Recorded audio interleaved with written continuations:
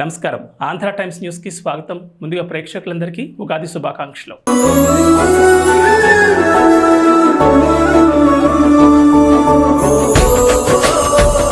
తెలుగు ప్రజలు ఎంతో పవిత్రంగా జరుపుకునే పండుగల్లో ఉగాది ఒకటి. తెలుగు వారికి నూతన సంవత్సరం ఉగాది నుంచే ప్రారంభమవుతుంది. ఉగాది అంటే అందరికీ ముందుగా గుర్తుకొచ్చేది ఉగాది పచ్చడే. ఈ ఉగాది పచ్చడికి ప్రత్యేక గుర్తింపు ఉంటుంది.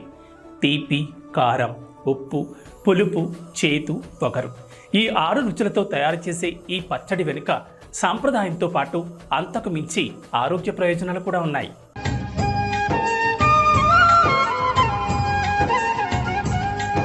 వసంత ఋతువులోకి ప్రవేశిస్తున్న తరుణంలో శారీరకంగా, మానసికంగా తలెత్తే మార్పుల్ని కట్టడి చేసి ఆరోగ్యాన్ని పదిలంగా ఉంచడానికి ఈ పచ్చడి ఎంతగానో తోడ్పడుతుంది. 6 రుచులు కలిసి ఆరోగ్యాన్ని కాపాడమే కాదు, మానవాళికి ఎన్నో సంకేతాలు కూడా ఇస్తుంది. సుఖదుఖ సమ్మిళితమైన మానవ జీవితానికి సంకేతమని పెద్దలు చెప్తూ ఉంటారు. మానవులు సుఖాలకు పొంగిపోకుండా, దుఃఖాలకు కృంగిపోకుండా రెండింటినీ సమానంగా స్వీకరించాలనేది దీనిలోని పరమార్థం అంటున్నారు పండితులు.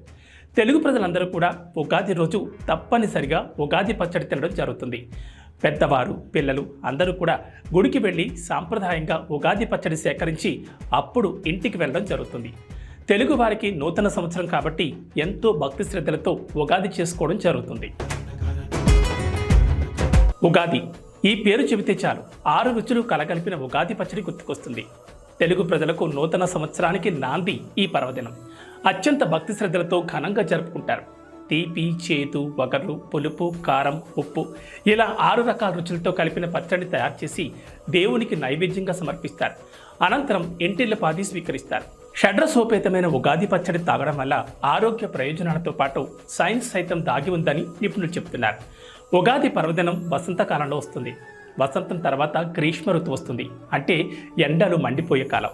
కాబట్టి ఈ పానీయాన్ని సేవించడం వల్ల రాబోయే ఎండలకు శరీరాన్ని సంసిద్ధం చేస్తున్నట్లు అవుతుందని సైన్స్ పరంగా ఇప్పటికే నిరూపితమైంది.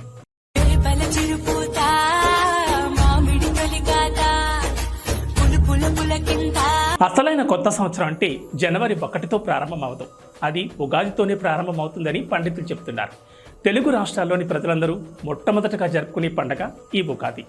తెల్లవారుజామునే లేచి తలస్నానం చేసి కొత్త బట్టలు ధరించి ఉగాది పచ్చడితో పాటు పిండి వంటలు చేసుకుంటారు. సాయంత్రం పంచాంగ శ్రవణం కార్యక్రమాల్లో పాల్గొంటారు.